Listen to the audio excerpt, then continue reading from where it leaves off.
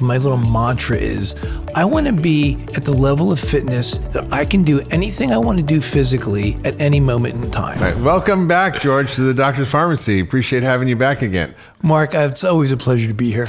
Now, for those of you listening who may not know George, who are just joining the podcast, George is one of my colleagues at the Ultra Wellness Center in Lenox, Massachusetts. We have a practice of 5 physicians, 3 PAs, physician's assistants, 7 nutritionists, a great staff. Yeah. And we take care of people from all over the world with chronic, difficult conditions, or people who want to just up-level and optimize their health and find out how to basically hack the code of biology and understand how their bodies work, how to work with it, and how to upgrade your biological software. And so that's what we're going to talk about today, is how do we upgrade our biological software with a very important drug that has the power to do almost everything you'd want it to do, to treat depression, to improve your lifespan, your health span, to reduce inflammation, to optimize your hormones, to balance pretty much everything in your body. And this drug I'm talking about is available at no cost to all of you everywhere on the planet, and it's called exercise. Now, George, you know, we learned medical school, did not learn a heck of a lot about exercise. In fact, we probably learned nothing about exercise, except to tell our patients to eat less and exercise more, which is about the most useless piece of advice I've ever heard a doctor say. Eat what and how do I exercise and why does it matter and so forth. So today we're going to get into the science of why it's important to understand the nature of exercise, what it does to our biology, and particularly how do we measure our fitness level, how do we measure the way our bodies are responding to exercise, and why that's important for overall health. Now, we in medicine don't really think about how to measure someone's fitness very well. You know, we have the 6-minute walk test, and we have grip strength, and we have sort of certain biometrics we use, and certain, you know, physiatrists will use it, or certain doctors will use it, but it's kind of marginal. And, you know, at the Ultra Wellness Center, we really take a deep dive into every aspect of someone's health, including their fitness, because it plays a role in everything, from heart disease to diabetes to cancer to dementia to depression to ADD. I mean, the list goes on and on. So, George, you yourself are, you know, big exerciser. I'm jealous of your biceps, to be honest with you. He's got weights in his office. He's got like, I think he's seeing patients. He's actually there pumping iron in the back of his office. Mark, you're my motivation. Mark, you are my motivation, though. You are one fit man. I don't know. I'm doing okay, but I think you know, we have the capacity at any age to maintain or even gain a tremendous amount of fitness, and you do. And you and I are both in our mid-60s, and you know, we're pretty damn fit. And I know there's a story, I don't know if you saw it in the news, George, about this guy who was like in his 70s or something, and he was hanging around some gym or somewhere, and he saw a rowing machine, or maybe there was one in a garage, and he basically started, in his 70s, started rowing on a machine, and now he's like a world champion in the 90-year-old plus category, and his fitness level, measured by something called VO2 max, which is what we're going to get into, actually got better, and not only got better, but was equivalent to people in their 30s and 40s. So what that speaks to is that we see this steady decline as we age, but we don't really know what to do to avert it. And we see this all the time with our patients. We were chatting before about these guys who come in the office and who are our age and look like they're, you know, 20 or 30 years older, right? So George, how do you get someone to exercise? And tell us a little bit about your own sort of background and kind of focus on fitness and health. You know, this is fascinating. We had this conversation a long time ago, and it's more or less, how did I get into functional medicine? I just always wired to think that way. My parents, when I grew up, it was the early 60s, and they were smokers, and I just had an adversity to that lifestyle. From the very beginning, it was just innately in my DNA. And so I was reading, I remember it was a Dr. Mendel's vitamin book and supplements. And remember way back then, right? I was reading that like when I was like an adolescent. So I was just like into that stuff. And then I met my wife when I was 18, and her mother was brilliant. She was a homemaker, stayed at home in Western Pennsylvania, but she would read Nutrition Action Letter. Back in the day, that. Right? Yeah, nutrition action. And she was already talking about the toxins of Teflon, and she was already talking about omega-3s, and she could tell you at the dinner table, like what vegetables had how much calcium and magnesium. So that's the whole nutrition part. How about the exercise part? Well, but that was the whole piece of that whole, I was always intrigued by fitness and nutrition. But the fitness piece, I just was always an athlete from the very beginning. I always liked to be athletic. I talked about this many times and I've written blogs about it, and I have ADHD, and exercise is my medicine. Yeah. So it's actually when I have ADHD patients, whether they're kids or adults, the first thing I write for them is their exercise prescription. Because when I exercise, it increases my ability to concentrate. And when I exercise, I feel much better. I sleep much better. I'm in a better mood, and I'm more able to serve the people around me. So exercise is just my all-round drug. It's such an incredible drug, right? I just got back from Patagonia, and I was trekking 10, 15 miles a day up and down mountains. Yeah. And I felt amazing. Like my nervous system felt great. My energy was great. I had no mood issues, which I usually don't have, but I just felt more... I just felt more at peace and more. Right. Everything was like, wow, this is amazing. I mean, I literally, if I'm, using my brain for 10 hours a day, I'm like tired. Oh, but if I'm using my body, I actually feel better. One of my internal lines that I speak to myself, my little mantra is, I want to be at the level of fitness that I can do anything I want to do physically at any moment in time, within reason. That's right. So let's say you would call me up and say, hey, George, you got to fly to Patagonia. We're having this great trek. You're going to think this is amazing. I get on a plane. I could do it, and I could do it well. Yeah. I'm not going to slow anybody down, and I'm going to enjoy it, and so will the people around me. That's my goal, is always to be at a level of fitness where I can get on my bike and ride 25, That's 30, right. Do 40 miles, right? Remember that time you and I just got on our bikes and we rode 25 miles? Yeah. We had a great time. And you were pretty good on the hills, by the way. Yeah. Well, George, the truth is we have that capacity. There's this guy who I love to watch on Instagram, Alain Gustave, who's a French dude. I don't understand anything about, it's all in French, but I watch him. He's like, basically goes out, he's 78 years old, on his deck on his mountains and somewhere in the mountains of France. And he does like 25 pull-ups. He's incredibly ripped and fit. He makes us look like 98-pound weaklings. I mean, this guy is unbelievable. And I'm thinking, and he does it in the winter with no clothes on, like basically no shirt, just some sweatpants. And it just speaks to the fact that our bodies have the capacity, but the problem is, we decline as we age. So tell us, George, what starts to happen to men and women as they start to get over 30? What's the physiological process? Because we don't think of 30 as old, but it's actually when the decline starts to happen that leads to frailty, disability, dysfunction, and disease, which exercise can completely prevent for the most part. Right. As I thought about this, I just want to make this point that my mother-in-law, she's going to be 92. Right. And when I ask her how she's doing, she tells me I'm doing well, George, but what's the alternative? Right? So what's the alternative to not exercising? It's inactivity. And inactivity at any age will cause something called anabolic resistance. Okay. Anabolic resistance is the muscle's inability to grow in mass or in strength. Yeah. And so that can, we talk about it happening with older adults, but it can happen when you're younger. And so we want to fight off the anabolic resistance, and the way you do that is through strength, through exercise. Yeah. Right. And so when we think about, what we need to be doing, one of the things I think about when we think about chronic disease and aging, longevity and mortality is, when does it become a problem? Yeah. Well, it becomes a problem very early on in life. And as you said, you see a shift between 30, 40, 50 years old. And that's when we really need to be focusing on exercise. And what do we need to be focusing on? We need to be focusing on our cardiorespiratory fitness, and also making sure that we're doing some form of resistance training. Because we know both of those through lots of different studies, randomized clinical trials, data. We've seen that both aerobic fitness and resistance training and strength training are directly related to decreasing the chronic diseases and chronic conditions that are associated with decreasing our quality of life and our length of life. We know that.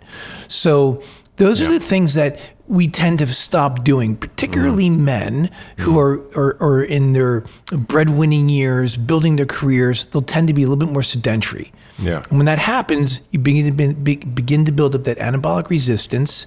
You stop making the muscle mass. And you start to steadily lose muscle. And when you lose muscle, you lose metabolic ability, and you lose this protein reservoir that will protect you if you become ill as you get older. And it's very hard to overcome the anabolic resistance. So one of the goals that we have at the Ultra Wellness Center is to work with people very early on in their treatment plans, if they're at that place where they're well enough to be focusing on fitness and exercise. Sometimes they're not well, and we have to get them to that point. But we want to get them to that point.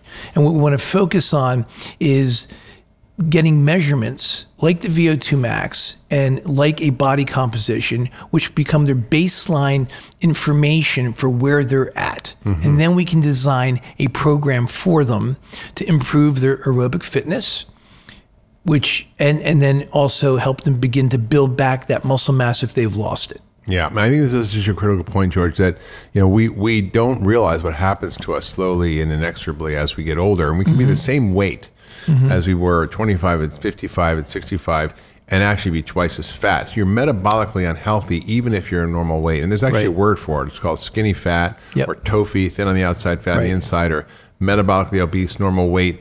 And this is a well-recognized medical condition, and it's completely caused by the lack of attention to one of the most important organs in our body, which is muscle, and muscle fitness, and muscle mass, and muscle quality, and all of that is something that's completely under our control. And if you look at the data, it's quite striking. You see a steady loss of muscle all the way through life, but it's totally reversible. And I saw this in myself. Like I saw it, and then I was able to completely reverse it and actually have more muscle now than I did when I was 25, which is quite amazing. And I'm like, well, how did that happen? It's totally possible. And it's totally possible, but it's something that most people don't focus on as a thing. Like, okay, diet. And I know I need to exercise, go to the gym. But maybe they may not be doing the right things at the gym now, may not be exercising the right way. And so it's like anything. If you want, like you take a drug or a supplement or whatever, you need to know the right dose and the right quantity, the right frequency, and the right way. Absolutely. So mechanism so that it actually does what you want it to do. I think one of the things that we know you mentioned earlier on and we always talk about is what happens in conventional medicine. I mean, for years, I had a conventional practice. I've gone to my conventional doctor for years, and they would bring up my weight or my BMI. And I think the point that you just made is that the BMI is just your body mass index. That mass can be anything. It can be fat. It can be muscle, and that's not really. We're finding that's not really a good measure of your metabolic fitness. So it says what you're saying is the thing that everybody talks about with relation to obesity, which is body mass index, is kind of a poor measurement for what's really going on under the hood. That you can be, for example, Shaquille O'Neal or a bodybuilder, and have an extremely high body mass index, so you're like 35, and maybe that's considered severely obese, but actually you're just solid muscle. Or you could be a body mass of 22, which is perfectly normal, right? A body mass index of 22, and be metabolically obese and diabetic because you have no muscle and you're eating tons of crappy food, but you haven't gained the weight. And so it's sort of an inaccurate measurement. And I want to talk to you about how do we actually measure this. And at the Ultra Wellness Center, we do a number of different measurements that can quantify your level of fitness and your level of muscle and your level of fat and quality of it. And we can even look at mitochondrial function, which is a critical aspect of your health. So we look at things that most physicians and practices don't do as a way of creating a customized, personalized set of recommendations to optimize your health. And of course, it's not just around exercise, it's around everything. We look at your nutrition, we look at your hormones, we look at your immune system, we look at your gut, we look at toxin levels. So we look at all of it as it affects all of it, right? So, but today we're just talking about this whole issue of fitness and why we need to think more carefully and nuanced about it. So let's talk about how do we measure the two most important aspects of fitness, which is basically your cardiovascular fitness and your muscle fitness. So let's talk about cardiovascular fitness first. How do we measure that? So cardiovascular fitness is measured using something called your VO2 max.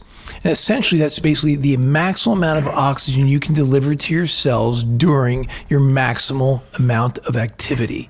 And so that can be done in a lab, and you do a maximal, you do a VO2 max. You can get on a bike, you can get on a treadmill, and they're going to put a mask on you, which is going to then be able to measure your oxygen utilization. So you'll start exercising, and then you'll increase your exercise until you hit your maximal amount of activity or exhaustion. Yeah. And then they've been measuring your O2 metabolism the entire time, and then they'll be able to then determine the maximum amount of oxygen uptake and utilization, and that will be your VO2 max. Yeah. So essentially, that's measuring how much oxygen you breathe in and how much carbon dioxide you breathe out, which is an indirect measure of your metabolic rate. Yes. And it determines how many calories you can burn a minute, how much oxygen you can burn a minute. So basically your quote metabolism, because I have a slow metabolism, well, they might be right, because if you have a low VO2 max, you're burning far less calories per minute. Because the rate limiting step of burning calories, by the way, is how much oxygen you can process per minute. That's called the VO2 max, the volume of oxygen. It's ml, right? In liters per minute. Yep, it's mLs per minute per kilogram. Right. So it's basically how much oxygen can you utilize. And so a guy like Lance Armstrong, who's wins the Tour de France, can maybe have a much higher utilization. His VO2 max may be 90, whereas the average guy who's like a diabetic might be 15, and someone who's fit might be 45.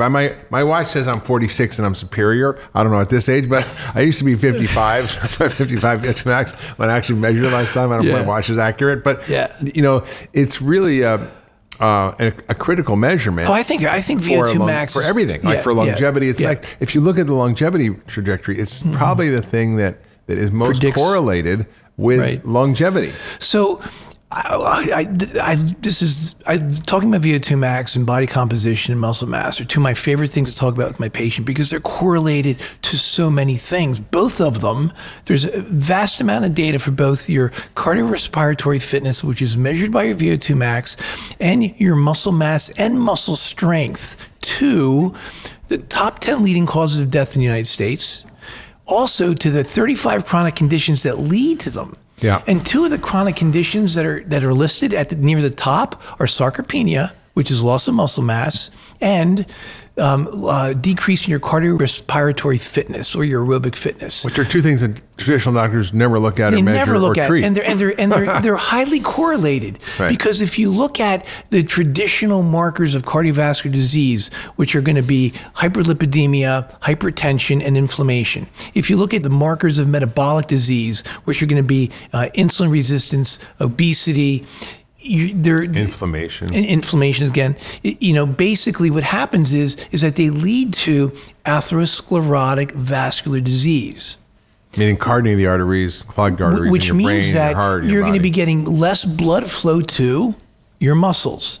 And if there's less blood flow to your muscles, there's going to be less oxygen delivery. Yeah. And then what happens is now, if you're not aerobically fit and you're getting less oxygen to your muscles, then your muscles stop growing. Yeah. Okay. And so then that leads to some of that loss of muscle mass. So your aerobic fitness and your ability to maintain your muscle mass and strength are very much correlated. And they're interconnected. And that's why we have to pay so much attention to them, because going back to it, I want to emphasize it one more time. Both of them, through vast amounts of data since 1950, have been highly correlated to chronic disease, decreased health span, and increase in mortality. Yeah. That's why we got to focus on it. I really agree. And I want to sort of bring it back to that kind of geeky science for a minute. So, I want to go there too. Because, when I wrote my book, Young Forever, I talked about one of the key hallmarks of aging, which, not my definition, this is sort of the scientists have come together and said, what happens as we get older? Like, what are the hallmarks? What are the criteria? What are the phenomena we see as we get older? And one of the things we see is a dysfunction and a decline in our mitochondria. Absolutely. Now, as medical school, we learned about mitochondria in first year medicine and the biochemistry and the Krebs cycle, and then we were basically all told to forget about it because it has no relevance for clinical medicine. And so most physicians have no clue how to diagnose problems with mitochondria or to to actually treat them. And yet, mitochondrial function is critical to almost every one of the chronic diseases, whether it's diabetes, have declined mitochondrial function, autism, Alzheimer's, Parkinson's, heart disease. I mean, you name it. It's there. It's a mitochondrial disease. Yeah. And yet we learn nothing about it. And so we actually now have a window into how to look at mitochondria through things like VO2 max testing, body composition, some of the other tests we do at the Ultra Wellness Center, like organic acids, mitochondrial swabs, which we can look at your actual mitochondrial function. So there's a lot of ways we can diagnose what's going on.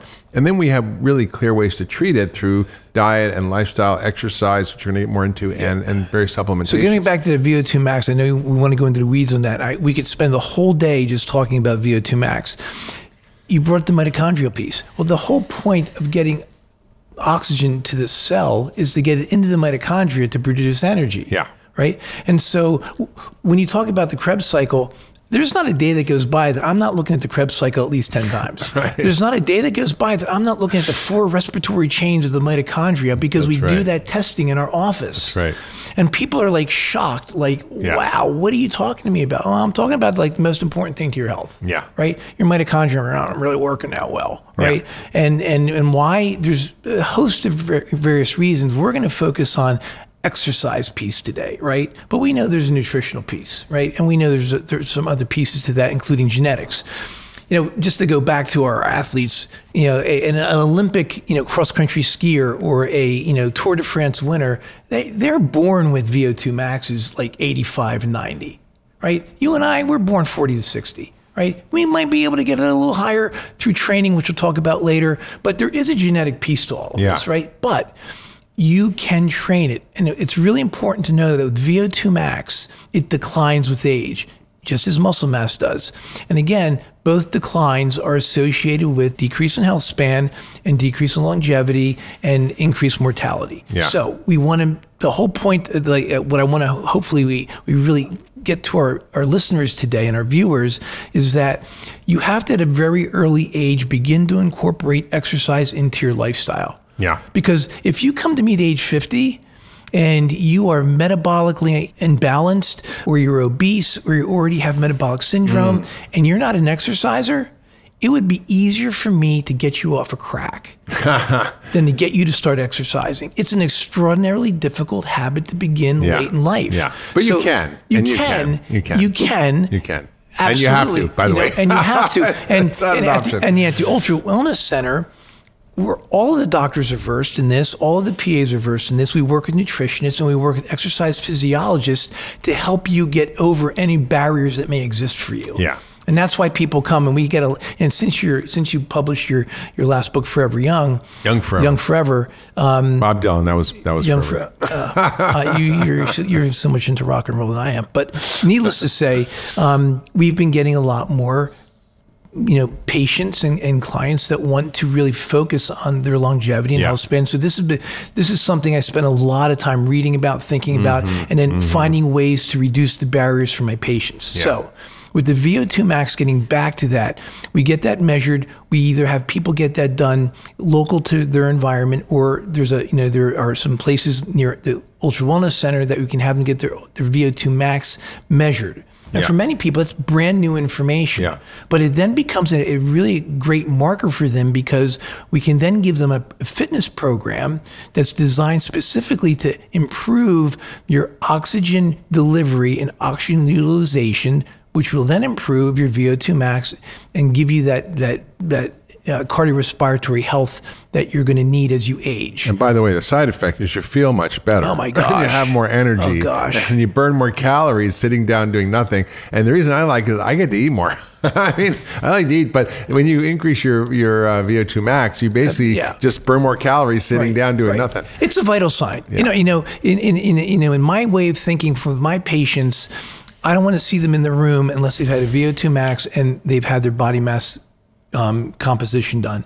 Yeah. Because those are to me, those are vital signs that if I don't know them, I can't give you everything that you need to be healthy. Yeah. I mean, I don't know if there's good data on this, but I think, your VO2 max is probably as important, or if not more important, than measuring your blood pressure or your cholesterol or your blood sugar. It's that important, and we don't look at it in medicine. Well, they're highly correlated. I mean, your VO2 max is correlated to your lipid levels and also blood pressure. So there are some studies that make that correlation. And I don't want people to feel listening to that they can't start late in life because they can't. There's this guy I read about who was a French dude who decided he was a post office worker and retired at 65, and he was going to take up cycling. And at 105, he could cycle basically a 14-minute mile, which is really fast. Yeah. And his VO2 max was that of a 30-year-old. Yeah. And he decided, I think at 103 or something, that he wanted to improve his VO2 max. Right. So he basically got on a training program to improve his VO2 max, even at 103 years old. You can absolutely, So George, take us through, we basically measure it through a lab, essentially a cardiometabolic lab with a cardiometabolic cart that measure your oxygen and carbon dioxide exchange, and you get a number. And there are other sort of surrogate ways you can do it through, various watches, and I don't know how accurate calculations, but basically it's a really important number to know. We get your number. Okay, the average person that I see who's not that healthy is in their 20s, even teens. It should be kind of, typically as you get older, it gets lower, but typically in your 30s, it's in the 30s, it starts to go down. When I was, 45, mine was 55. So it's possible to keep it high at any age. So when you start to sort of see these people and you do this testing, what is the sort of strategy then around cardiometabolic fitness? And soon we're going to get into body composition in a minute, but I want you to stay tuned for that, because it's a really important conversation. And I think it's again one of those unmeasured vital signs, which is muscle. You talked about sarcopenia, which is a condition that is correlated with almost every feature of aging. And in fact, it's probably the reason we age so much. And yet we don't ever measure it or talk about it in medicine either. These are big gaps. And again, this is what we've been doing in my practice for 30 years at Kenya Ranch before, and then here at the Ultra Wellness Center. And so how do you approach someone who comes to your office, and maybe you can tell us a story of a patient who has measured the VO2 max, it's low, and what do you find in those patients? What do you do for them? How do you tell them to increase their VO2 max? What's the scientific method essentially for increasing scientifically your VO2 max and your metabolism and your mitochondria and your fitness level? Sure. So as with everything in functional medicine, it's all personalized. There's just so much that goes into how I'm going to create a program from somebody, to their history with exercise, to any injuries that they may have, to their current status in terms of their work environment, their social environment, and any disease process they may be struggling with. So it's always going to be personalized, but there's a general approach. So the general approach is you need to have an aerobic baseline. So you start with zone 2. Zone 2 is basically 60 to 70% of your maximal heart rate. It doesn't sound like very much. No, it's not. And so, but that is your base. So can you have a conversation when you're working at that level? Yeah, so that's a conversational exercise I explain to people. If you and your wife are on a treadmill and you're next to each other, you can have a conversation where you can get 1 or 2 sentences out and need to take a breath. Yeah. If you get more than a sentence or 2 out, then you're not working hard enough. And if you can't breathe, you're working too hard. Yeah. The reason why that's important is that's your aerobic capacity. You're going to maintain a metabolic rate in which you're using up oxygen, and you're not beginning to create too much lactate. Because once you go through that threshold, then you become a little more anaerobic, and you can't maintain that long enough. And that aerobic level allows you to develop that oxygen delivery system that's very important to maintaining your VO2 max on a mitochondrial level. So you need to get that baseline, and that should make up the majority of your training of your VO2 max. So is that like a brisk walk, or is that a jog, light it has jog, to be brisk enough. It has to be brisk enough that your heart rate is up, you're sweating a bit, and you're definitely can't have a full conversation. Yeah. It's not like, walking the dog and, talking about your investment portfolio with your buddy, right? Okay, so how does somebody figure out their zone 2? Because there's a calculation in medicine, which is your maximal heart rate is 220 minus your age. That's the maximum heart rate that you should get at your age. Mm-hmm. Now, let's say I'm going to be 65 this year, so that's 155. One what? Well, I think it's 155. 155. Okay. Now I'm highly trained, so I often get my heart rate to 180. This is great. And when I get it to 180, I'm like, oh, am I going to die? No, I'm not going to die. So I'm just fitter. And so my maximal heart rate is younger than I would calculate. But for most people, it's 220 minus races are maximal. Yeah. And then it's 60 to 70% of that. Now, there are devices, like I have a Garmin watch, and there's many other devices, Samsung, Apple, so forth, Fitbit. And a lot of them measure your cardio metabolic health, and this watch tells me when I'm in zone 2, when I'm in zone 1 to 5, and I can see where I'm in my exercise routine, and that's really helpful. But for most people, how do they determine what's their true maximal heart rate and their true zone 2? So for most everybody, it's really going to be that calculation. With the way I work with people is you do that calculation, but to your point, there's something called the rating of perceived exertion. Yeah. And it's your ability to understand where you're at in your fitness.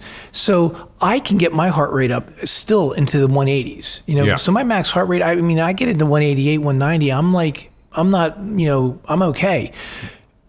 I don't know if it's a glitch in my watch, but the other day it said 199. I'm like, I don't think that's right. But but the reality is that if I go to my calculated zone 2, I'm not working hard enough, right? So I go by my rating of perceived exertion. Yeah. I'm not in zone 2 until I'm at that, that point where I'm getting one sentence out. So I always tell my patients, correlate your calculation with your experience.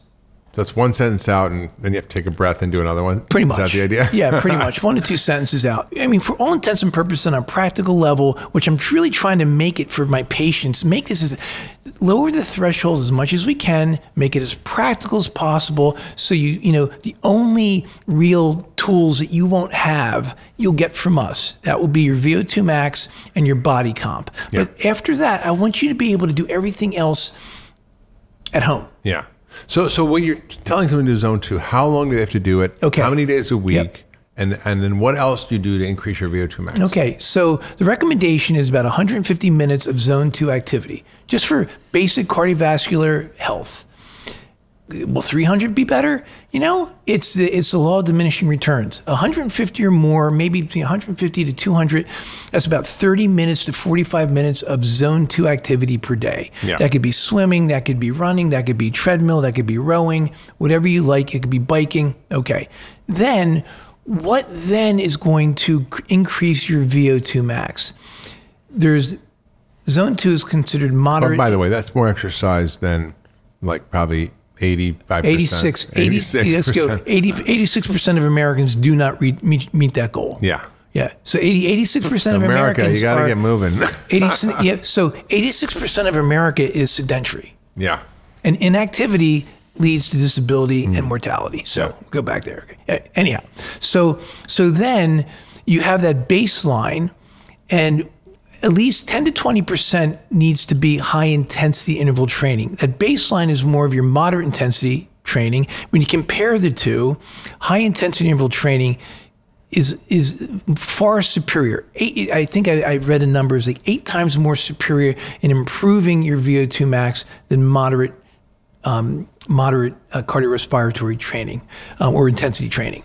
So the high intensity interval training is when you get up to 85 to 90% of your max, and then you maintain that for an interval period, rest, then do that interval again.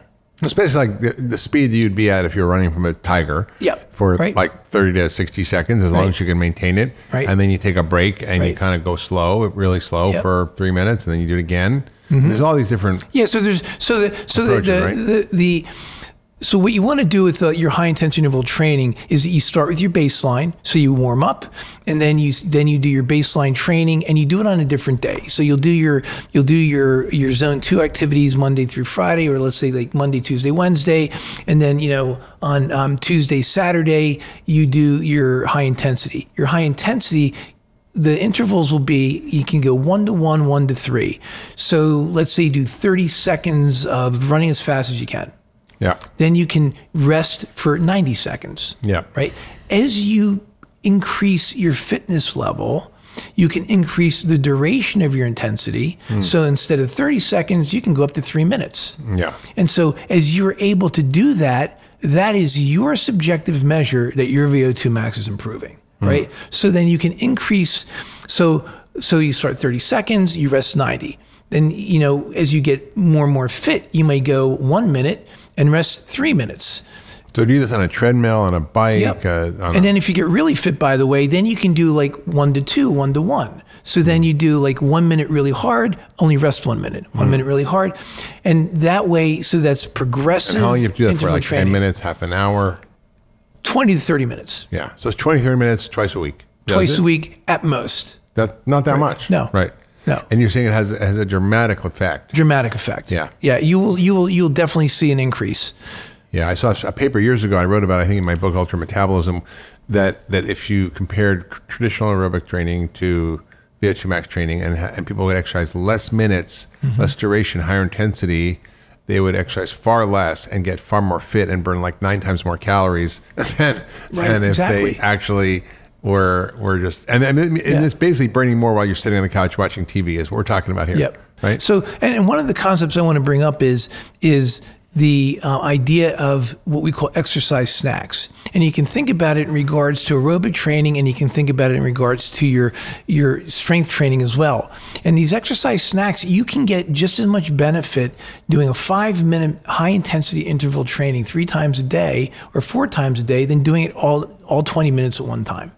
So you can, in the course of your day, instead of like napping or just, you know, or just keep working or eating, you know, you can just take 1 to 3 minutes and do a high intensity interval workout. You can do, you know, right in your office. So like do burpees. Yeah, do burpees, you know, and do intervals of them, 30 seconds on, 30 seconds off.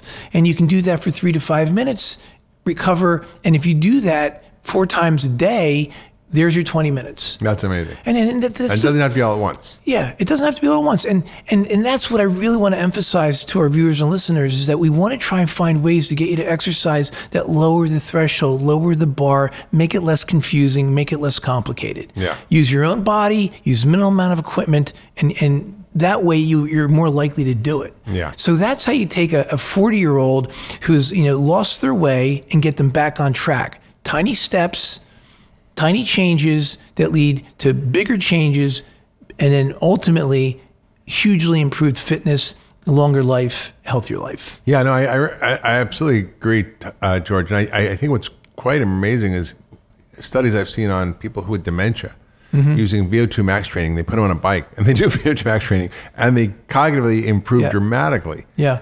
So, and there are also, you know, and part of it is because it basically creates this thing called miracle grow in the brain, or called BDNF, which is one of the things that gets triggered by exercise. So I think it's quite amazing when you see the power of this. When there's no drug that can do it, but you get on a stationary bike and you go as fast as you can, and your brain wakes up. Pretty damn good. Pretty damn good. And they've also, just as another, you know, just looking at more data, there are studies that have been done that looked at people that have cardiovascular disease, have had MIs, have had catheterizations, and they compare their improvements in functionality using moderate intensity exercise versus high intensity exercise. They're able to do high intensity exercise, and they make vast improvements in their VO2 max and their functional capabilities doing high intensity exercise. So even if you've had a cardiovascular event, you can do high intensity training and increase your VO2 max and your functional capability. Yeah, and it's not just a vanity metric. It's actually a really important metric of Absolutely. How you're aging, what your metabolic health is, what your fitness level is, and how it's going to determine everything that happens going forward. So again, you know, this is something you're not going to get at your regular doctor. You're not going to get the right prescription. You're not going to know exactly what to do. And it's the kind of stuff we do at the Ultra Wellness Center. I want to talk about the other important measurement that you mentioned earlier, which is something we also do at the Ultra Wellness Center called body composition. Now, what is body composition? So body composition is really, what are you made up of? We've just been talking about cardiovascular fitness. You're talking about heart, you're talking about blood vessels, but when we're talking about your body comp, we're talking about fat and we're talking about muscle. Those are your two major, body parts or body subtypes. So they're really important because they're metabolically active. And, fat has its role in providing us energy, but when we have too much fat, we have certain types of fat, it's inflammatory and it alters our insulin sensitivity, which has a significant role in metabolic syndrome and then the development of cardiovascular disease, which is the leading cause of death in men and women. So we need to really be aware of fat, but we're not always aware of fat because when we go to our conventional doctor's office, we get a BMI. Yeah. And BMI is not telling us anything about body comp. No. It's just telling us about your total mass compared to your surface area. Yeah, right. Whoever thought that would make any type of sense, right? So when we do a body composition, we can actually look and see how much muscle mass do you have, particularly axial muscle mass in your arms, muscle mass in your legs. They're highly correlated to your health span. Then we can also look at your body fat. So when we look in the mirror, we see our fat. If we do a waist to hip ratio, which is actually better than BMI when it comes to identifying what your body your body count might be, because it really represents your visceral adiposity. And visceral adiposity. Belly fat. In English. So, you're smart, Joe. You can use English.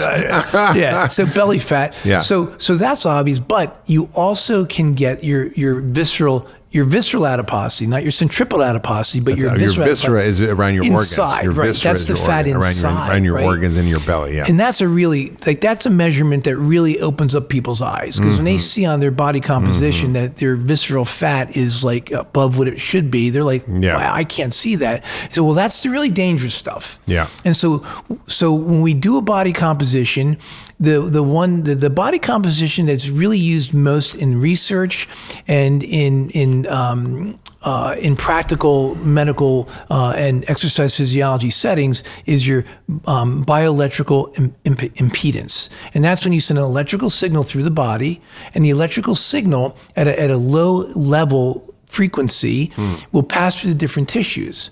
And it passes through the tissues at different rates, because each tissue is going to impede the flow of that electricity based on what it's made up of. So we're 70% water, the electrical signal is going to pass quickly through the water, versus fat, it's going to go slower. And so using a computer algorithm, you can then begin to define what a person's made up of based on the electrical signals that you got from the test. So we use an in-body in the practice, and it has multiple electrodes. Pretty fancy machine. It was very expensive, but we got it because we think it's such an important vital sign. Yeah, and it's a really good one, and it's a really important one.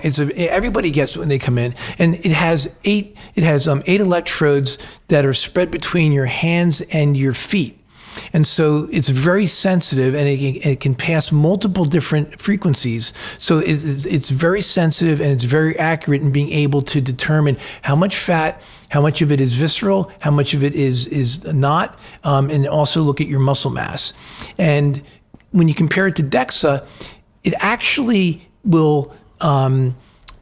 That's sort of what's used in a lot of research. Yeah. It's a kind of an X-ray, which is some low-level radiation that's used to check bone density, but also can check body composition and fat and muscle and distribution. So that's also used to measure body composition. It's also used, but as BAI, so it used to be the gold standard, but as BAI has really increased in its, the technology has really improved, BAI is body impedance analysis. Right. So it's basically using what we just talked, the in-body machine, right? In-body machine.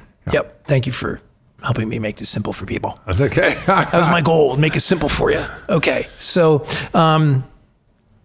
so in doing that, the BIA will actually more accurately determine your muscle mass, because DEXA doesn't account for any fat that might be in the muscle.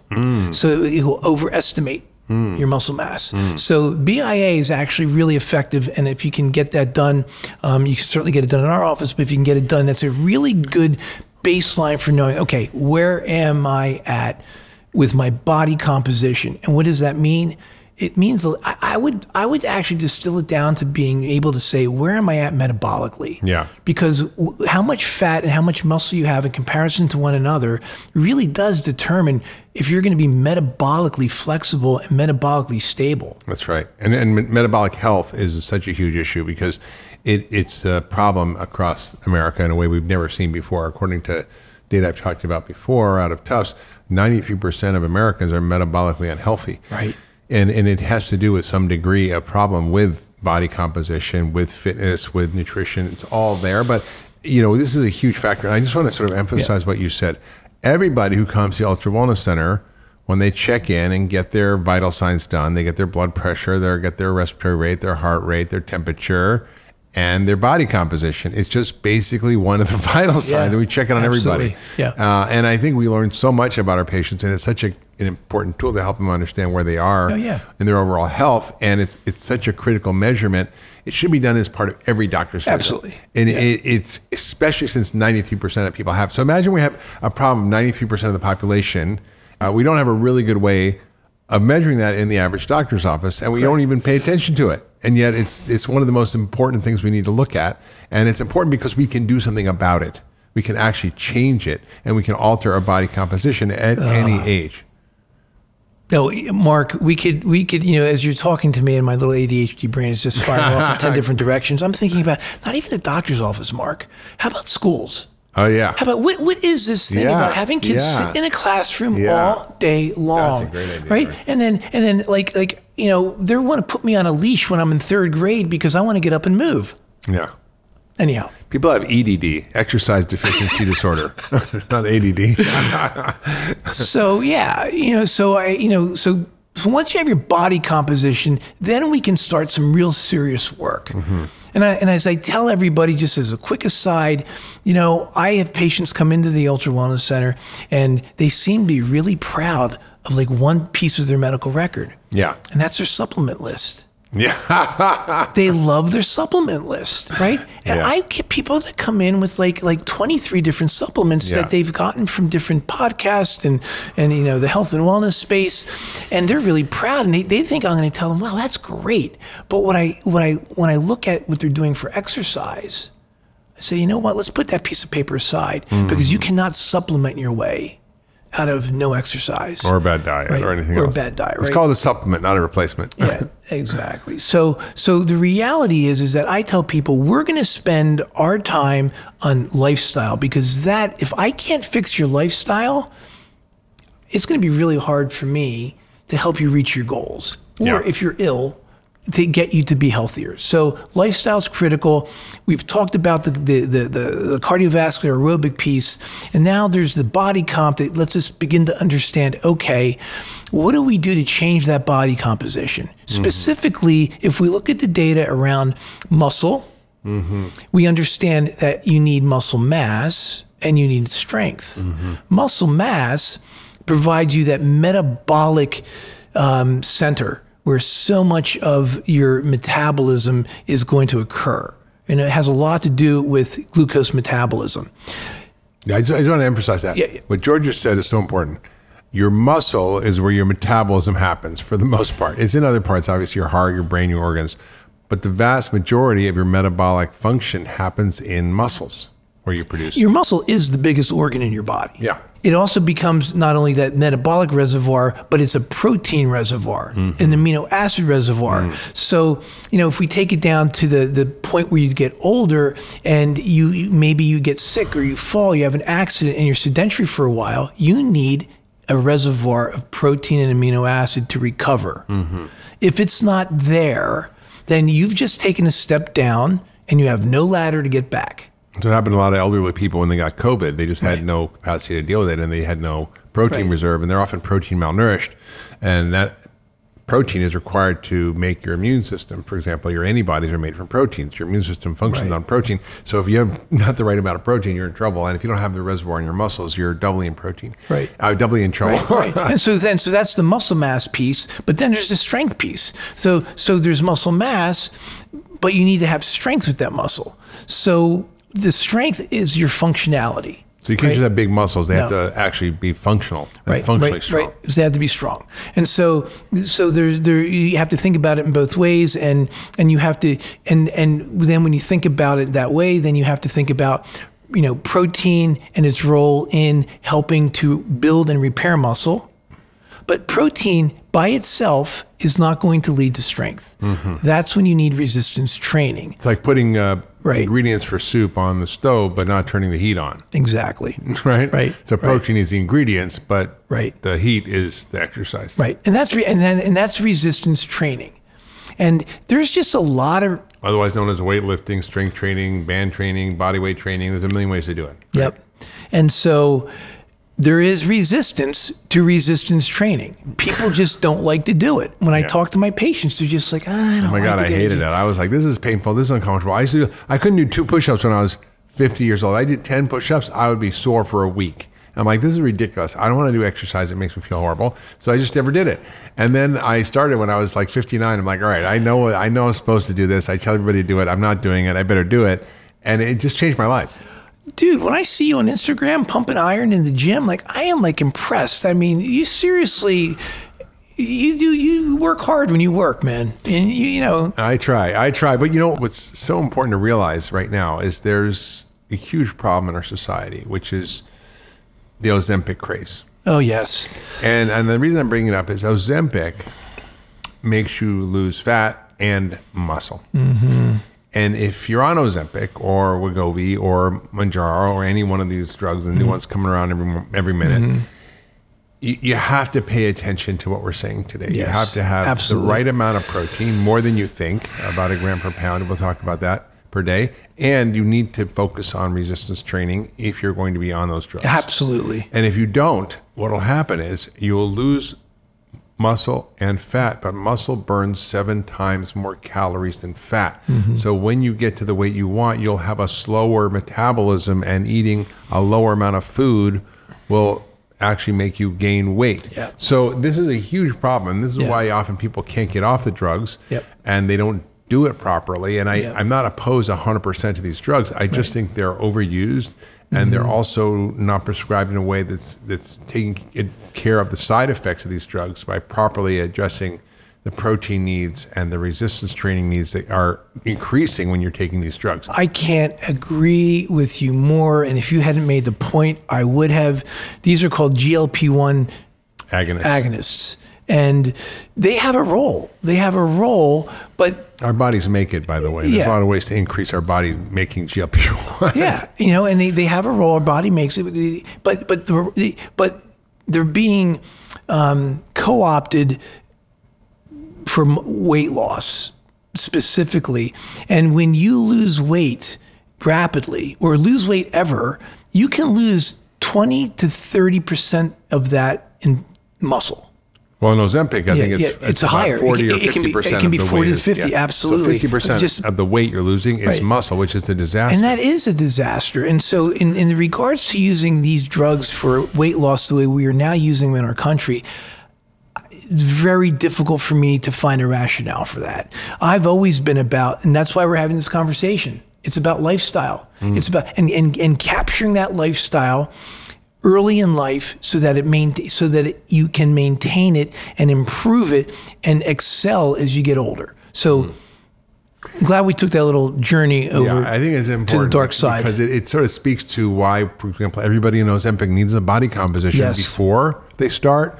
Track them every month to see what's going on. These machines are easy. You just stand on it. It's like a wet scale, a fancy scale that you stand on for a few minutes, and it measures everything. And I think if we don't do that, in my view, as someone who would be prescribing one of these drugs, I would consider malpractice. If you don't focus on muscle health and prevention of muscle loss when someone are on these drugs, I think it's akin to malpractice. And if you don't measure body composition and track it, it's like putting people on a diuretic where you lose potassium and not checking your potassium, right? Absolutely. It's like well, as a doctor, if you're on a certain drug, you need to check liver function tests because it affects the liver function. So you just know to track the things that are the problems, and we don't do that with these drugs. And it's to me, it's criminal. And I think it's a quick fix, boom, boom, lose weight. But we're creating a whole society of people who are going to become more sarcopenic, have more muscle wasting, and lower metabolism, and then it's a vicious cycle of getting the weight back, eating less food, and being in this horrible tailspin that it's hard to get out. It's absolutely, and we are so body shape centric, and we are so fat centric that we're losing sight of the fact that you emphasize, and I want to emphasize again because I've had this conversation recently with colleagues and with you as well, that using these drugs, using GLP-1s, have a real downside to them. And using them particularly for weight loss is an issue because you're losing fat, but you're losing muscle. And that is even more important. Right? You may look good, but now you'll be skinny fat. You're going to be, well, I don't know, what's skinny muscle like? So like, no, skinny might mean you look thin, but you're actually fat. That's what we call skinny fat. Skinny fat, right? So and you're in bad shape. So I think you and I totally 100% agree on that and have the same viewpoint. And then there's also the complications that we've talked about before that can come with those drugs, including intestinal obstruction and there's a whole I've done a whole podcast on that. We'll link to in the show notes. But let's talk about body composition and resistance training in particular. I think there's two parts of body composition: what you eat, and I always say you can't exercise your way out of a bad diet. So if you don't get your diet sorted, and I'm going to spend a few minutes on that in a minute, you're going to have trouble. Right? There's people who are in the gym all day long and overweight. I actually had a guy who was my trainer at Equinox when I lived in New York, who was like ripped. He could do. He was so strong. I mean, he could literally go put like, I don't know, 150 pounds on him and do like pull-ups. And I'm like, like basically 2 body weights and do pull-ups. I can't even do 1 pull-up. And he kind of had this thick layer of fat all over him. And I said, why don't you try eating this way for a little bit? And I have a before and after picture of him, which is quite amazing. And he was even more ripped, but had lost that layer of fat and it was metabolically more healthy. Even though he was so strong, he still hadn't had his diet sorted. So diet really plays a role. Huge. So let's talk about what is the dose and frequency of resistance training. What are the types available, and what should people do? Because it's a little bit intimidating. Oh my gosh, if you're a bodybuilder. I mean, I would go to these gyms with all these bodybuilders, and it's this skinny guy. I'm like, I'm sort of intimidated here. I don't know what to do. I don't want to hurt myself. I'm like worried about this. How do you address the problem of just getting started if you've never done this before? That's the $1 million question. And this is why people don't do resistance training, because the bar is really high. It means they need to buy equipment. They don't, because or go to a gym. Then when you get to the gym and then you see all these machines, which ones do I use? Not everybody can afford a trainer, right? Right. And then when I get on the machine, how much weight do I use? Do I use a little weight and do lots of reps? Do I use a heavy weight and not so many reps? What's my range of motion? Do I do a full range of motion? Do I do short length partials? Do I do long length partials? What do I do? Right. What do I do? Yeah. So in preparation for today's talk, I said to myself, okay, I can't go through the entire science of, strength training, but I'm going to try and just distill it down. So what we want to do is we definitely need to do progressive resistance training in order to gain muscle mass and strength. Okay. So progressive resistance training means that you start out, whatever exercise you choose, one that everybody might know, there's a curl, all right? So you're going to start out with 5 pounds. Well, you do it the first time you do it, man, I could barely get to 8. Yeah. Okay? All right. So then you're going to go back 3 days later, or maybe go back the next day, you do a different body part. But 3 days later, you're going to go back, you do your curl. And you know what? You're going to notice that you actually do 2 more reps. It's not necessarily because you got stronger. It's because you actually got more efficient. Biomechanically, the message from your brain to your muscle, some of the metabolic efficiencies occurred already. Not necessarily stronger, not necessarily bigger muscle mass yet, but more efficient. But 3 weeks down the road, you're going to find that it's really easy. Now it's time to increase your weight. And so now you're going to 7.5 pounds. So by the time 3 months comes, if you've been really consistent, you're going to find that you've progressively increased your resistance. And now you're from 5 pounds, you went up to 15-pound curl. Yeah. That is going to correlate to increased strength and increased muscle mass, as long as you're eating correctly. Yeah. You're going to need to fuel that with the right amount of carbohydrates and healthy fats, and you're going to also have to supply the building blocks with protein. Yeah. Right. If you're not getting the protein, then you're not going to be able to repair. You're going to get injured, and you're not going to build the muscle mass and strength that you're looking for. Yeah. So that's just a like really basic. So progressive resistance training, I think that's an easy concept to understand. Yeah. You slowly build up the amount. But how many days a week should you do this? I mean, what are the different types people can do? What are the low friction ways? For example, I didn't really ever do any weight training. So I went to the gym and I got a trainer and I could afford it, thank God. And I learned a lot and I kind of started. And then COVID happened and kind of fell off. And then I went and learned about band training, resistance bands, because I'm traveling a lot, I move around a lot, and I can't always get to a gym, or I'm busy and I don't have time to go to the gym, get there, change, do the thing, change again, shower, come back, drive home. Like it's like a whole thing. So I'm like, I just need to be efficient. Right. And I learned about TB12, which is Tom Brady's band resistance training program. Tom did this solely, and he ended up being a 7-time Super Bowl world champion. So I think he knows what he's doing. And I started doing these bands, and I could do them anywhere. I could hook them to a doorknob. All I need is a floor and a door, and I'm good. And I'm able to literally build my strength, and it's so easy. Right. And I can do light bands at first, and heavier bands. I can do about 20 to 30 minutes 3-4 times a week. I like to do 5 if I can, but even that keeps me going. And so it doesn't have to be like a big project. Nope. And there's a lot of apps. There's a TB12 app you can use. But I think, how do sort of people just think about getting kind of started on this? Yeah. So what you sort of referred to are some of the alternatives to our classic understanding of progressive resistance using weights. So there are bands, there are kettlebells, there are body weight exercises. All of these can increase strength. They might be more difficult to increase the muscle mass and hypertrophy because you might not be able to get to the number of, get to the amount of resistance you need or the number of reps you need effectively to increase hypertrophy. So I will generally suggest to people that they move towards using weights for the resistance training. And you can do that at home. You can do that in a gym. Usually recommend that you do at least 2 days a week. I think if you're doing 2 days a week, you're just breaking. You're staying even. You're breaking it. You're breaking in. I think if you're doing 3 days a week, you're going to be able to accomplish your goals. 4 days a week, you're going to be able to squeeze a little bit more water out of the sponge. 5 days a week, you're now probably nearing addiction, and how many do you do, George? 3 to 4.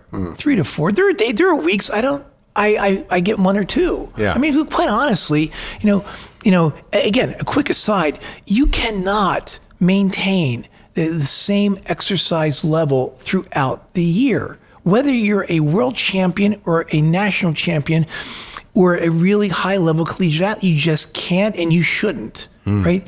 You have to concentrate on different areas of your physical health, whether it be nutrition or your fitness. And there's various forms of fitness that you need to train at different times of the year. One of my favorite bike riders of all time is Lance Armstrong. I just think that, regardless of anybody, despite all his problems, regardless of anybody may say, Lance Armstrong worked harder than anybody, and so with a little help from his friend. Yeah, well, we can put that aside for now, but he still really worked hard, and I had a huge amount of respect for Lance. But needless to say, I could probably, in the middle of winter, when I was really riding hard, probably gone to Austin and ridden with Lance. Yeah. Because he probably wasn't doing intervals and sprints. He was probably doing 5, 6, 7 hours on the bike, right? Yeah. And I could just hang on his wheel and let him drag me around, but I wouldn't be able to hang with him, right? Yeah. Because you're working on something different. Yeah. He then changes his program so that as he's getting closer and closer to Spring Classics and finally to the Tour de France, where he's getting more specific into power and sprinting, then I'm just taking pictures. Yeah. Right? So same thing with strength training, right? Yeah, the same thing with strength training. To get back to it is, I'm not going to sit here and tell everybody 365 days a year, I have the consistently same program. It's impossible I don't. But I stay at that level where if I am too busy and I have, I'm on vacation, I can take that break and get very quickly back into my routine without that much of a loss and get right back to my physical fitness level and then continue to build as I need to for my next, my next challenge in my life. So strength training 101, I'm going to give it to you right simple. Get to the gym, I do think getting to a gym is probably going to be the most effective way to begin the process. You can, once you understand how to do it using kettlebells, I'll take one thing back. One thing you can do is the Instagram and YouTube are huge resources for exercise programs. So so I will take this back. My wife has turned me on to this recently. She has a whole catalog on her phone of Instagram posts of different resistance training and weight training programs that involve kettlebells, body, bands, everything. So the bar for doing those things actually is so much lower than it used to be. Yeah. So I'm actually going to take back what I just said. I don't think you need to go to the gym to start. Go to YouTube. Go to YouTube and Instagram, pick your favorite, whether it's bands, whether it's kettlebells, whether it's body weight, and you'll be able to find a plethora of different exercises that you can do at home in the office. So you can just start there. You got to be careful to not overdo it and be like where you injure yourself, because you have to start slow. Yeah, we're going to hope that everybody's going to be using common sense, but... Well, you know what Mark Twain said, right? No. The problem with common sense... It's not too common. Right. I've heard you say that before. I should have known. So you always start low, go slow. There's no rush. You'll make your gains with time. But when it comes to if you're going to use weights, which is my favorite approach, then here are the things that people always wonder about. Like, which exercises should I do? Well, you want to do exercises that use more than one joint. They're going to give you the most metabolic response. For example? For example, would be a squat. A deadlift. Even a bench press. You're using multiple joints of the bench press. If you do bench press, squat, deadlift, bench press, squat, deadlift, you're talking about the power lifts. Those, if you just concentrated on those, you're going to get a full body workout that's going to put you in a really good position of health. Yeah. Right. Now, they take a bit. So it doesn't take a lot, is what you're saying. No, it doesn't take a lot. And you don't have to go crazy. Right. You don't have to be like in the gym all the time. And you can actually learn a few key exercises that build large muscle strength and core strength and stability. Really, really important. And that's why I love bands, because they're so easy and portable, and they do all those things. So on the weight piece again, people are always wondering, should I do how much weight and how many reps? So it really depends. But I would say that for getting, if you want a good solid middle of the ground program, then you want to try to do anywhere from 8 to 12 reps.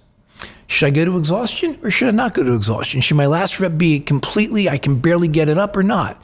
Well, there's some mixed data, and some recent data indicates that getting to like 2 to 3 reps before exhaustion is going to give you the same benefit. Yeah. So you don't have to go to exhaustion. You don't have to have so much pain. Right. Right.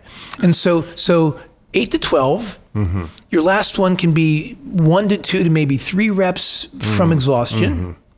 There it is. There's your repetition number, right? Your weights should be weights that allow you to do 8 to 12 reps. So you just find a weight, you have to, test it out and figure out, your first couple of times you go, what are you going to use? And then here's something that's transformed my recent weightlifting. So there's long length partials, there's full range of motion, and then there's short length partials. So when they compared, full range of motion is when you do a curl like this, full range of motion from that position. A short length partial is you start here and go like this. So you start halfway and then you finish. Yeah. Long length partial, you start with the muscle fully extended and stretched. Yeah. And just go part way. 1/3 to half. Yeah. Right? And what does that do? Recent data has shown that when you compare the long length to the short length partial. The long length partial is, there's not even a comparison in terms of strength. So short length is better than long length? No, long length. And when you compare long length, the full range of motion, long length is still superior. Amazing. Right? So you can do a long length partial and get the same benefit as if you're doing a full range of motion. The benefit I find for me in that regard, and for people that are going to be lifting, is that why your biceps are bigger than mine? I don't know. I don't know, Mark. Look. I'll write your next program for you. Make sure you get your biceps. So when you do the long length partial, what I like about it is I can actually use more weight. I can actually, and I just find it's much less stress on my overall body. Yeah. Right. So this is fabulous. Those are basic things I want people to get. Your weight, you pick weights that you can do 8 to 12 reps. You don't have to go to exhaustion, but if you want to, you can. 1 to 3 reps before exhaustion is all you need to go to. You need to progressively increase your weights over time. And then you can use any type of format. You can use bands, you can use kettlebells, you can use body weight.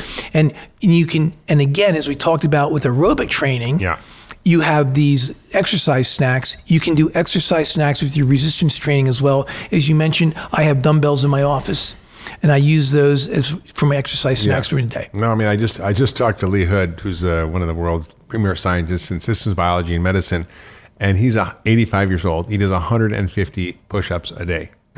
So not all at once, obviously, but he maybe drops in 30 here, drops in 30 there. You do that 5 times a day. That's 150 push-ups. Yeah. Very impressive. Yeah. So George, this has been a great conversation about how do we look at things that are often missed with traditional medicine, what we do at the Ultra Wellness Center to look deeply into someone's health and well-being and actually optimize their health and even treat diseases using exercise. How do we measure the fitness level using VO2 max? How do we measure body composition using our in-body diagnostic machine we have in the office, and using that data to help inform people about what's going on with their body and how to adjust their lifestyle to correct the problems so they don't get into trouble in the long term. The one thing we didn't talk about, I just want to touch on for a few minutes before we finish, is diet. Yeah. Because body composition in particular, and cardiovascular fitness to a lesser degree, is so correlated with our diet. And part of the challenge we've had is that we don't eat enough of the right kinds of protein, and 2, we eat too much of the wrong kinds of carbohydrates. Right. And that will lead to increasing belly fat, visceral fat, fat marbled in your muscles, which you said we couldn't measure with the DEXA. You don't want a ribeye muscle. You want a filet mignon muscle, right? No Wagyu. No Wagyu beef muscles. But that's basically what everybody in America is walking around with. Yeah. And so we need to really help people understand that they need to reduce the refined starches and carbohydrates in their diet. They need to increase the good fats, and they need to increase the quality protein. When I say quality protein, we've talked a lot about this in the podcast with Gabrielle Lyon, with Don Layman and others, and we'll link to those shows. But the quality protein matters. And if you want to build muscle, you need muscle.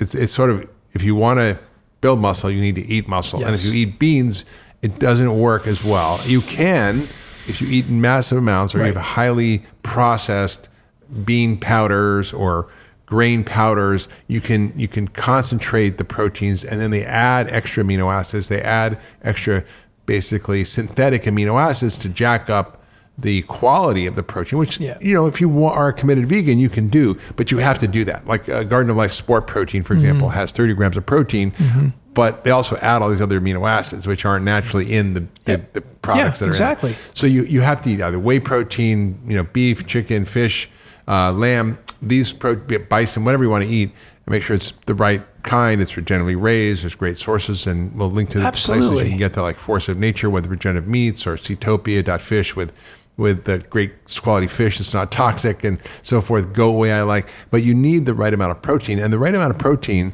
is more than we typically think. If you're resistance training and you're doing the exercise, you need about 1 gram per pound, which is almost double what is considered the requirements. And just so people know, the requirements that we have are based on avoiding protein malnutrition. So to avoid protein malnutrition, which is what was more prevalent when these guidelines were established, you need about 0.8 grams per kilo, right. which is about half of what I'm talking about. Yep. It's not the amount you need to put on muscle or optimize your health.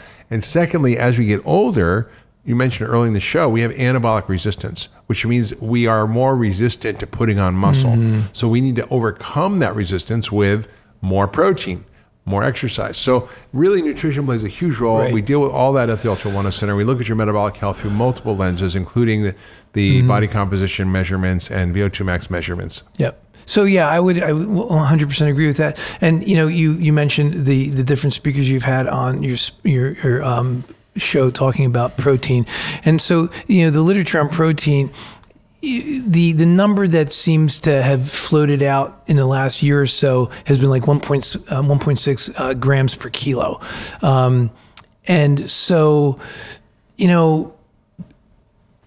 I would say that, having looked at literature, definitely want to be somewhere between 1.2 to 1.6, depending on your exercise activity. Do you need to get above 1.6? Maybe, probably not. Even if you're lifting, I think 1.6. If you think about it, 1.6 grams per kilo for me is 130 grams per day. Yeah. It is a lot of protein for me. I mean, I definitely need to use a protein powder shake. Right? Yeah, but before the show here, we just had a protein shake, and that was about 40 grams each. Yep. Boom, like that. Right, and it was just a protein shake. So I can't get to 130 without a protein shake. Yeah. Right? And so, and I think going back to your point. Well, you can if you had steak for breakfast. I had a really good steak last night. I made it myself. Anyhow, high quality proteins with grass-fed beef, farm-raised poultry. Get fish at least 2 to 3 times a week. Get it from good, clean sources, and you can get your protein. But God gave us cattle and bison for a reason, and He gave us canines for a reason, right? Yep. Cattle and bison, they are protein factories. They eat the plants. They now take all the amino acids and all the proteins from all of the plants, combine them into one muscle that we can eat. Yeah, they have 4 stomachs. That's why they can do it. We only have 1 stomach. because plant proteins are a little bit harder for us to digest and get out the amino acids that we need. Yeah. So now, and they eat all day. I mean, I was in Rwanda. People were like, "Oh my gosh, gorillas, they're so strong, and all they do is eat plants." I'm like, "Yeah," and they basically have intestines that are 2 or 3 times larger than ours, and all they do all day is eat, and they eat 50 pounds of food a day. Are you going to eat 50 pounds of food? Probably not. Yeah, if you ate 50 pounds of grass, you'd be fine. Yeah. Like I said, you can overcome the issue with plant protein if you eat enough of it, but it's almost impossible to do that. So, George, thanks so much, for enlightening us about the role of exercise, the role of measuring the biomarkers of health and fitness, metabolic health, VO2 max, body composition. Again, it's just part of what we do at the Ultra Wellness Center. We took a deep dive into all your biomarkers, into your full spectrum of health. We are really in the practice of creating health. And what I say is, no matter how sick you are, we help you get healthy, and as a side effect, disease goes away. So, George, thanks so much for being on the podcast again. Hopefully, if those listening were inspired, you'll come see us at the Ultra Wellness Center. Just go to ultrawellnesscenter.com to learn more about what we're doing, and hope we see you soon. That'd be great. Thanks, Mark. Thanks, George. If you loved that last video, you're going to love the next one. Check it out here.